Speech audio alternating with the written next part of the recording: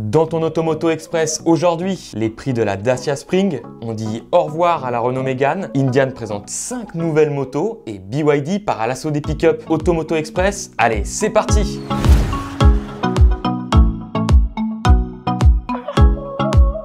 Après son gros relooking il n'y a même pas 2 mois, on connaît enfin les prix de la nouvelle Dacia Spring. Pas de grosse surprise à ce niveau-là, la citadine roumaine coûte moins de 20 000 €.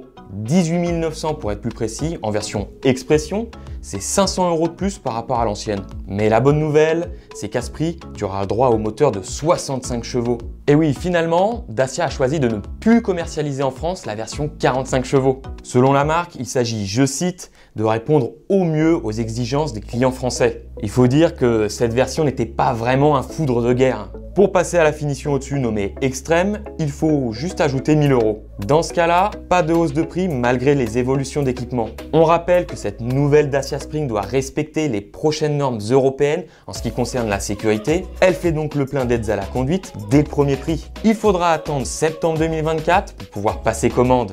Vu qu'elle est produite en Chine, la Spring n'a pas le droit au bonus écologique. La concurrence avec la nouvelle Citroën IC3 proposée à partir de 23 300 € et même bientôt dans une version sous la barre des 20 000 € risque de faire mal. Bye bye la Renault Mégane thermique. Aujourd'hui marque officiellement la fin de la Renault Mégane thermique. Une histoire qui aura duré 29 ans. 4 générations de la berline compacte se sont succédées depuis qu'elle a vu le jour en 1995. C'est donc la fin des véhicules de ce type chez Renault puisque la nouvelle Mégane qui est 100% électrique a adopté un look de crossover. Que ce soit en version berline, break ou même cabriolet sur les 3 premières générations, la Mégane laisse une trace dans le patrimoine de Renault. On peut même dire qu'elle devient une icône dans sa sulfureuse version Mégane 4 RS Trophy R, la mangeuse de chrono. Si l'usine de Palencia en Espagne où la Mégane était produite est maintenant arrêtée, il est toujours possible d'en acheter une car il reste encore des exemplaires en stock. Indian présente 5 nouvelles motos d'un coup. Ce n'est pas tous les jours qu'un constructeur de motos présente 5 modèles différents en une seule fois. Pourtant, c'est bien ce qu'a fait Indian avec son modèle mythique Scoot. Leur point commun ?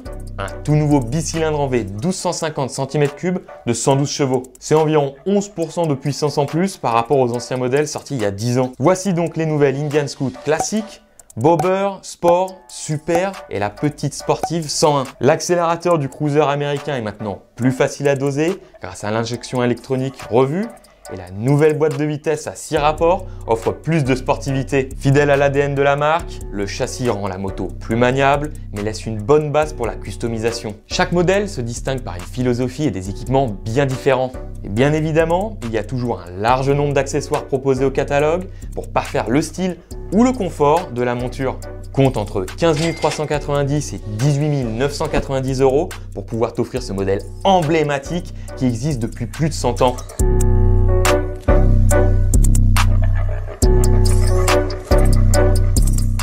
BYD prépare un pick-up électrique. Tu n'as pas fini d'entendre parler de ce constructeur chinois. C'est l'un des concurrents les plus sérieux face à Tesla. Après le segment des berlines et des SUV avec les Seal et Seal U, et même celui des supercars avec l'impressionnante Yangwang U9 de plus de 1300 chevaux, BYD part à la conquête d'un nouveau marché, celui des pick-ups électriques. Mais on ne sait pas encore si ce futur concurrent du fameux Tesla Cybertruck et du Ford F-150 Lightning viendra en Europe. Une chose est sûre, si les pick-ups veulent perdurer, il va falloir passer à l'électricité, que ça soit par l'hybridation ou simplement en 100% électrique. Isuzu l'a d'ailleurs bien compris avec son D-Max qui sera lancé en 100% électrique l'année prochaine. C'est aussi le cas de Ford qui lancera en 2025 une version hybride rechargeable de son Ranger. Automoto Express, c'est fini pour aujourd'hui. Rendez-vous dimanche pour l'émission et moi je vous dis à la semaine prochaine pour un nouveau numéro. Allez, salut!